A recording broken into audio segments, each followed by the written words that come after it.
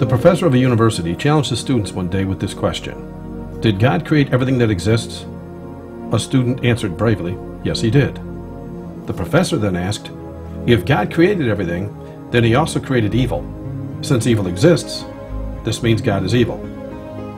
The student couldn't respond to that statement, causing the professor to conclude that he had proved that belief in God was a fairy tale and therefore worthless. However, another student raised his hand and asked the professor, may I pose a question? Of course, answered the professor. The young student stood up and asked, Professor, does cold exist? The professor answered, what kind of question is that? Of course cold exists. Haven't you ever been cold? The young student answered, in fact, sir, cold does not exist. According to the laws of physics, what we consider cold is in fact the absence of heat. In this field, all things are able to be studied as long as they transmit energy, or heat. Absolute zero is the total absence of heat. But cold, in itself, does not exist. What we have done is to create a term to describe how we feel if we don't have heat. Furthermore, does darkness exist? He continued. The professor answered, of course. This time the student responded, again, you are wrong, sir. Darkness does not exist either.